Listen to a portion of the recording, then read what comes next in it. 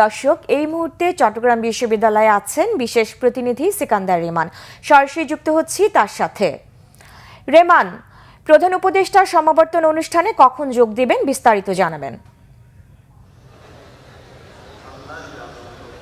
জি, প্রধান উপদেষ্টা professor doctor Mohammad Yunus এরই মধ্যে সমাবর্তন অনুষ্ঠানে যোগ দিয়েছেন।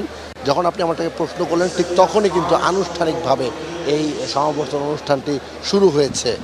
প্রফেসর ইউনূস ছাড়াও কিন্তু এখানে শিক্ষা উপদেষ্টা প্রফেসর চৌধুরী রফিকুল আবরার রয়েছেন এবং এই বিশ্ববিদ্যালয়ের দীর্ঘ দিন পরে কিন্তু এই সমাবর্তন হচ্ছে, পঞ্চম সমাবর্তন এটি, এবং এই পঞ্চম সমাবর্তনে সারা দেশ থেকে এই বিশ্ববিদ্যালয়ের শিক্ষার্থীরা অংশগ্রহণ করেছে এবং আজকের এই সমাবর্তনটা খুবই গুরুত্বপূর্ণ বিশ্ববিদ্যালয়ের শিক্ষক এবং শিক্ষার্থীদের জন্য। তার কারণ হলো আজকের এই সমাবর্তনে ক্ষুদ্র ঋণের মাধ্যমে দারিদ্র্য বিমোচন এবং বিশ্বজুড়ে শান্তি প্রতিষ্ঠায় ভূমিকার জন্য অধ্যাপক ডক্টর মোহাম্মদ ইউনূসকে সম্মানসূচক ডিলিট ডিগ্রি দেবে চট্টগ্রাম বিশ্ববিদ্যালয়।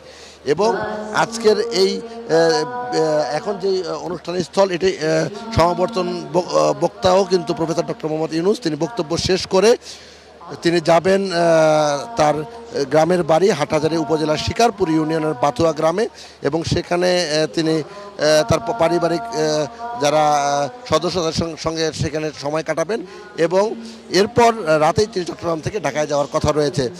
এই একটি বিষয় উল্লেখযোগ্য যে আজকে এখানে যারা শিক্ষার্থী এবং শিক্ষক তাদের সঙ্গে আমরা কথা বলেছিলাম, তারা আমাদেরকে জানিয়েছেন যে 1972 সালে প্রফেসর ডক্টর মোহাম্মদ ইউনূস এই বিশ্ববিদ্যালয়ের অধ্যাপনার মধ্য দিয়ে তার চাকরি জীবন শুরু করে। আজকেও তিনি তার প্রিয় বিশ্ববিদ্যালয়ে আসলেন, তবে সরকার প্রধান হিসেবে, এবং প্রধান উপদেষ্টার কাছ থেকে দিক নির্দেশনামূলক বক্তব্য শোনার জন্য শিক্ষার্থীরা, শিক্ষকরা এবং আরও যারা এসেছেন সবাই অধীর আগ্রহে অপেক্ষা করছেন।